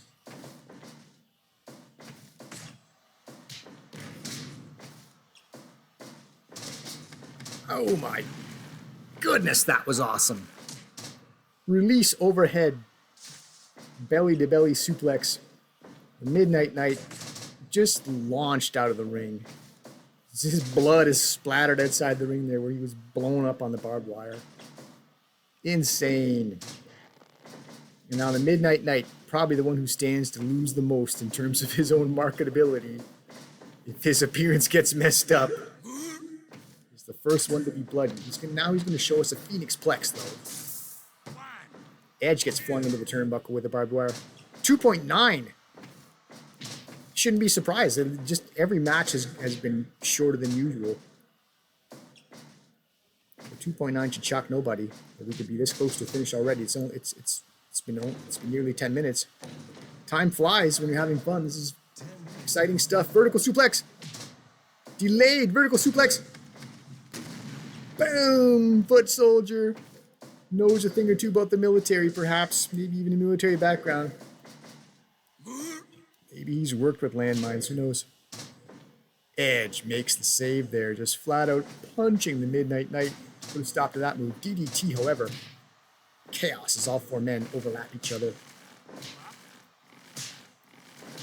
And Will Stewart is bloody. Not as visible because he's darker skinned, of course. But both members of Team Satan bloodied up, and now Edge takes his turn wearing the red.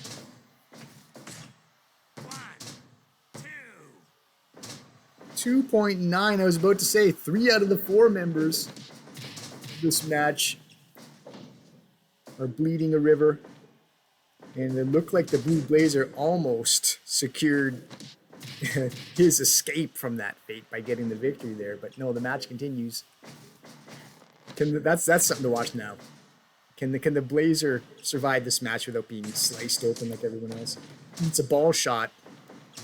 And Will Stewart just taking some time to grandstand backflip. Oh, he grabbed for the sledgehammer. Changed his mind, I guess. Oh. So that's probably the end of the Blue Blazers' hopes to escape without blood. Yep. He was wearing it too. All 4 men. Will Stewart has seized a chair. Oh my goodness, he full-on whacks Edge over the back of the head with that steel chair. Perfectly legal and encouraged in this environment. As Edge recovered from that steel chair well enough to escape that submission attempt. Would have been a cool way to finish, though. Fresh off of getting clubbed with a little steel chair, someone applies a submission and you're such a daze, you're just like, just get me out of here. We have a 3 count. So not only did the Blue Blazer not escape being bloodied, he ends up being covered, actually. I missed the move leading up to it. A little bit of after the fact there between Edge and Midnight Knight. And now the Edge trying to get something going with the foot soldier, perhaps. Ah, torture rack drop. Yeah, I think I can picture that move. And if you, the viewer, saw it while I was busy yammering and paying attention to other things, I envy you. That's cool. I'll have to watch it back at some point. See the finish for myself. Well, call it first blood for Team Satan in this two-match series to close this event. First blood, second blood, third blood, and fourth blood, all 4 men bloodied. Setting the stage. I mean, Christian called for a river of blood when he was officially challenging Satan's general to the main event. I mean, that ring's got to be getting pretty slippery from all the splasharoo that's gone on all over the place. So, we've already had our river. So, but Christian pledged to make his own. So we'll have to see in the main event.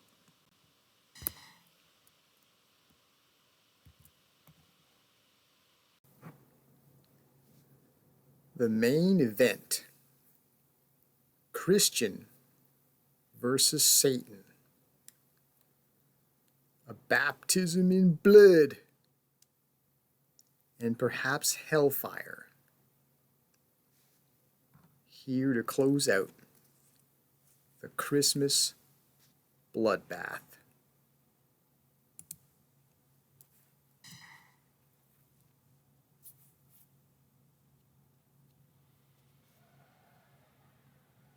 Fight.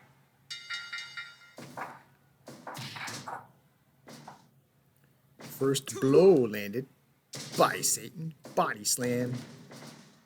Amidst the debris, the weapons.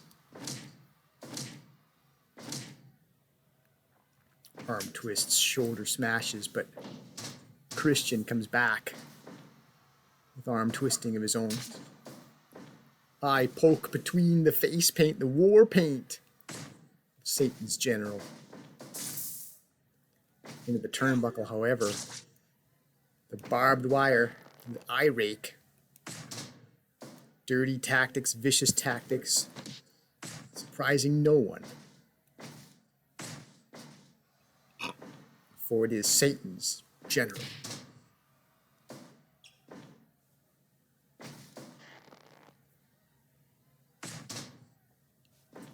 Getting elbow down onto the barbed wire baseball bat. Dragon screw leg whip. In reply. Brass knuckles. The ref just stands there looking on. Give up. Not even so much as a warning.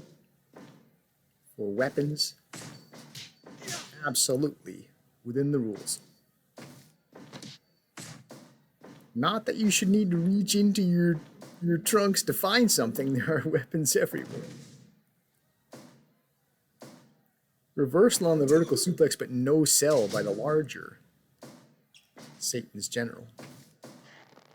Reminder, this is a heavyweight facing a junior weight in the form of Christian.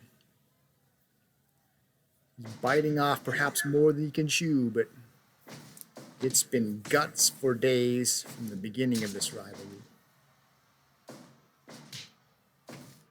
Courage over common sense perhaps on Christian's part, but he believes in what he's doing.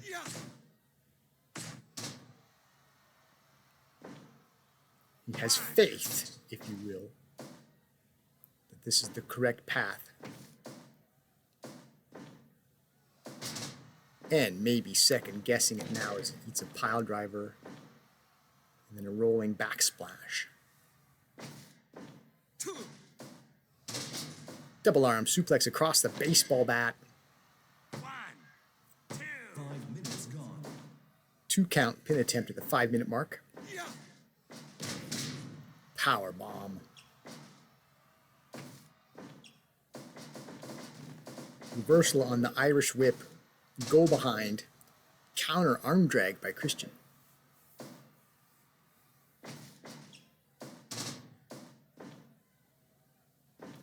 countered in return.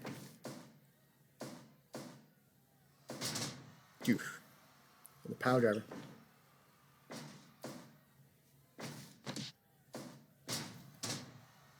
Jawbreaker, 6 minutes in, we've yet to see blood. We're near the ropes, though. Maybe we'll see some out of the ring. No. At least not yet. Some eye raking going on there. The least of what you'd think you'd do in terms of dirty fighting, underhanded deeds in this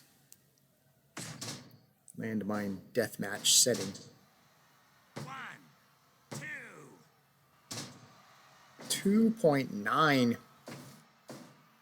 Well, so far it hasn't been about dirty tactics or blood necessarily. I think it's really come down to heavy versus junior. Wow, crossface, chicken wing, back suplex. It may just be that for all the principle and all the moral high horse that Christian's riding in on to resist the ultimate evil, even the Canada Wrestling promotion, it may just be that Satan's General's too big, too strong. There's a reason you have weight classes. Brass Knuckles again falls back onto the barbed wire. Baseball bat. Forearm to the back of the head.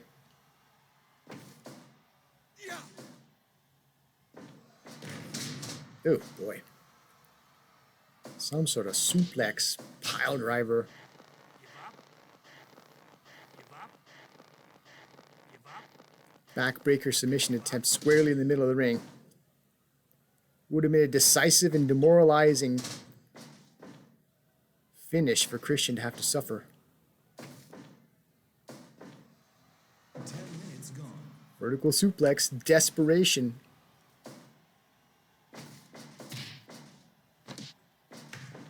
Brass Knuckles again. He can do that all day long if he wants. And the referee's just going to stand by and wait to see if there's a finish to call.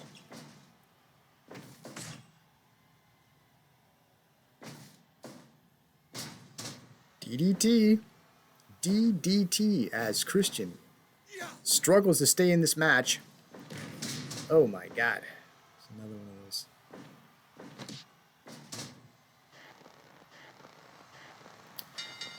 Yeah, one of those vertical suplex pile drivers.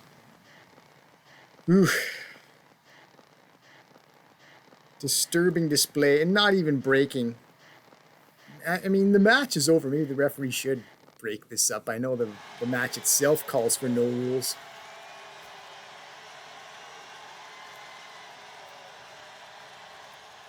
I mean, I guess point made by Satan's General.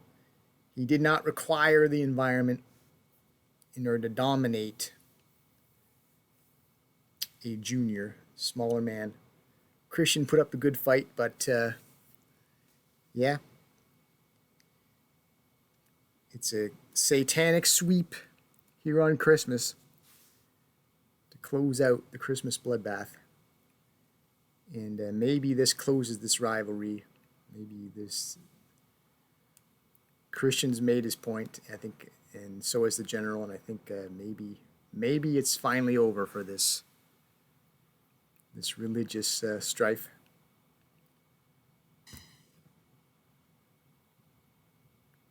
So over 80% average match evaluation. So we came through despite this not being our forte in terms of an event. Still put in a good show for everyone despite it. Hardcore not being the specialty of most of these guys. And perhaps the most surprising result. The original Team Canada Blue, Wolf Omega. Finally, they've regained, after all this time, Canada's Tag Team Championship. Great success to finish out Year 3. Ring in the new year. grand style. And we will see the money. So our income, 3.5 million, offset by expenses, we still grossed. Yeah, we still profited. Yeah, gross was what we just saw with all the blood, with the exception of the main event. The main event was the one match, was the only match we saw where there was not a bloodbath. Kind of an odd main event in that regard, in that it delivered less of what the environment was supposed to give than the other matches. Anyway, profit over $3 million. And then we finish with over $40 million to finish year 3. And as we enter year 4, we'll probably, over the course of year 4, we will probably make enough money. Our assets, our total net worth of the promotion will probably be high enough to become the #1 promotion in wrestling. So this coming year, year 4, should basically be the coronation year for this promotion to ascend the throne of the wrestling industry.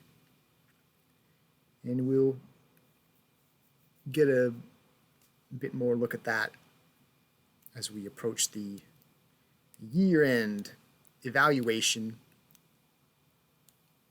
which occurs between December and January. That is next.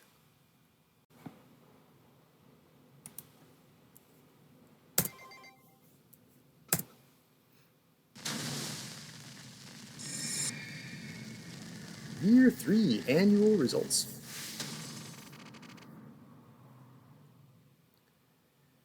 That's interesting. So in the middle there, the middle stat, so our profit on year 3 was $30 million. Year 3, 30 million that we added to our total net worth, which had been over 10 million going into this year. So, as you can see there, fittingly, we're in red, number 3, Canada. So we're, total points-wise, we're a little bit behind New Century Pro Wrestling, who I believe we have more total, our network, our net worth is higher than theirs, like the total money, if you will. But they've got a more of a well-rounded promotion, I guess, so they're still ahead of us. They got more, they rate higher in some other things. So we went from 5 to 3. So as I say, we expect year 4, we should go from 3 to 1. But should, we'll still have to play out year 4. There's no point, we can't celebrate yet. But that's what I project. That year 4 we will be, over the course of year 4, we'll become the #1 promotion in wrestling. So details, any details? Yeah, so fittingly there, under assets, yeah. Assets are weighed pretty heavily. So we're well above New Century for points derived from assets, but they outrank us in some other areas. So fair enough.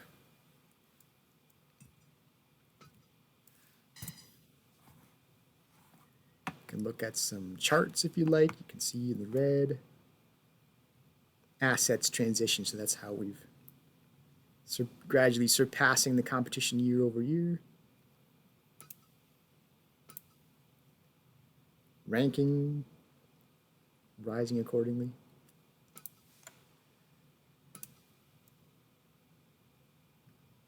And we have the most wrestlers of any promotion. And have for a while, actually. All right.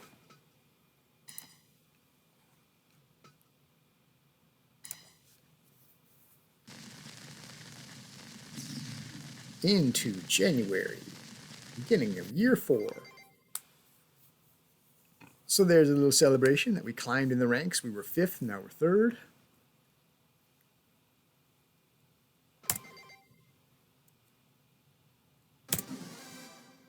So, Strongheart is out of the hospital. Good for you. Back in the ring. Okay. So, the current broadcasting contract we have, remember that thing we checked before, we were getting $300,000 a year, providing we don't dismiss 2 wrestlers, in other words, fire. So that contract will expire before the end of the year. So someone is offering a new broadcast contract to pick up when that one concludes. Oh my goodness. I think I hinted at this. This is the mega contract. This is the biggest I've seen from playing this game. $700,000 per month. So we're still national, but I guess especially on the heels of that spectacle for the ages, the Christmas Bloodbath, there's a new level of interest in our promotion now. Someone is so badly wanting to be the one to get to have the rights to show our product on the TV and the internet, the primary provider for all that they're going to give us $700,000 a month. It's not a year contract. It's only 9 months, but I mean, that's an outrageous amount of money. We're going to be making more than double the money that we had been making for broadcasting. So from 300,000 to 700,000. So yeah, imagine that. We will accept. And that will take us through and beyond year 4. Very reasonable conditions of average match valuation, 60% or more. We've always delivered on that, even when going out of our element into the hardcore setting. So yeah, just look at that for a second. $700,000 a month. That's a lot of money to rake in. Right on. So guys want to get paid. So Will Stewart, fresh off of being the one to win the penultimate main event, like the second to last match, got the finish, so he wants more money. Fair enough. Bret the Hitman Hart. At the very least, he's been one of the guys at the center of one of the biggest controversies, rivalries lately. So if he's going to put eyeballs on the product, he should get money. Shall we host our own company party? It's a chance to improve relations with other promotions. This is a fun thing to do. Like if you want to, have interactions with other promotions where you lend and borrow wrestlers and things like that, then if you want to work with other companies, then you probably want to try to have good relations. I don't feel compelled to really do that. Haven't really been doing it. So the party will cost $10,000 to throw the party, but since I don't, it almost it seems so cheap to say I'm not going to spend $10,000 when we just saw I've got over $40 million in the coffers of this promotion. So why would I be cheap about $10,000? It's only because I really don't care if we're friends with other promotions. We've irritated a couple by acquiring their talent. And, I don't need the other promotions to help me. We're going to become the #1 organization with or without a leg up from them. So, seems weird. There's really nothing to really show after this, even if we accept it. It'll probably just be, there'll be a couple promotions we'd probably improve our relations with, which I have no plans for that. So, yeah, seems so weird. We got $41 million, but we're not going to spare $10,000. No. Okay, so we've seen the broadcast sponsorship, which is now very top of the food chain. What about the normal sponsors, the people that just want to be able to advertise for the visual presentation of the product? What's going on with that? Okay.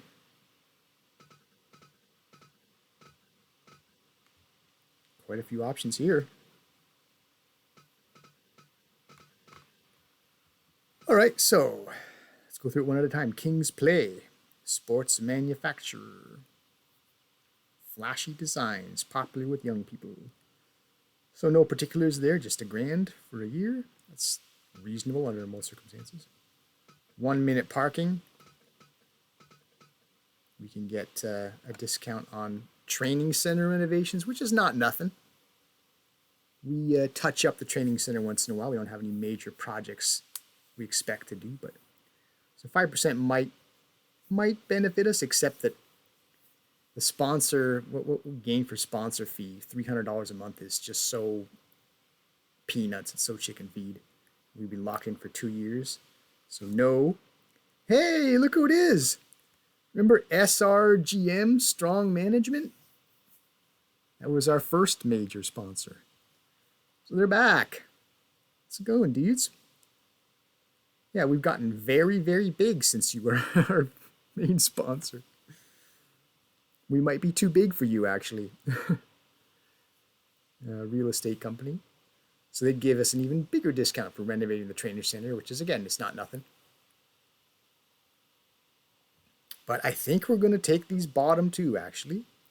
So Thick Rick, the beef jerky people, we were expecting to have to say goodbye to them in all likelihood. The contract expired, but they decided to say, hey, let's do another 1 year deal. So for them wanting to pay us $4,000 a month, that's, you know, a lot bigger than these other first couple options we've seen. So I think I can just be happy just taking a straight $4,000 a year from them. And here's something interesting. Zan Tourist, or Zan maybe. It looks like it's a Eastern company, travel agency. Travel agency focused on overseas vacations. They'll get you where you want to go one way or another. What does that mean? Can use some questionable methods to make sure I get where I gotta be. Just don't risk my safety or anything, hopefully. So CASA Training Expedition. So training expedition. So he's looked at training center. Training expedition.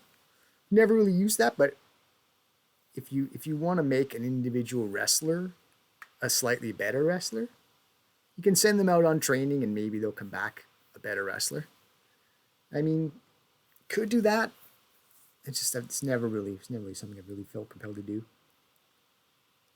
And so another $4,000 per month sponsor. It just seems like that makes the most sense. Just grab the two that are offering us multiple thousands per month over the two that are not. So we're at I guess you could make the case we're at a pretty high standard. Oh, there were three that were offering us one or fewer thousands. So we've got so many options. There's so many companies coming at us saying, we'll work with you. So why, how's my camera, by the way? Am I blocking? No, I'm not. You can see those two at the bottom. So, yeah. Might as well just take the guys that are offering us more money. And the Zan Tourism, even though the benefits and conditions are probably not going to factor in, it's still, we're locked in at 2 years for this very respectable $4,000 a month. So I'm quite content to make a 2-year commitment to that, because as we've seen, there's a lot of sponsors that will not offer this kind of money. So no problem committing to 2 years on that. So that's our, so we still have 2 left over from previous, as we talked about earlier. 2 new ones. And Thick Rick is a new / old one, old / new one. All right, welcome aboard, sponsors. So we look at the big picture. We're making over $800,000 a month from regular sponsorship. So we got both the maxes here. I think Lit Cola is the max, like the max money you could possibly make on a main, on a main sponsor, $800,000. And we just signed the broadcast for $700,000. So money's coming in a colossal way now. And then 3 main sponsors, 1 giving us $12,000 a month, and 3 more combining for another $12,000 a month. So Pretty cool. Can't go wrong with it. Here we go. Year 4 begins.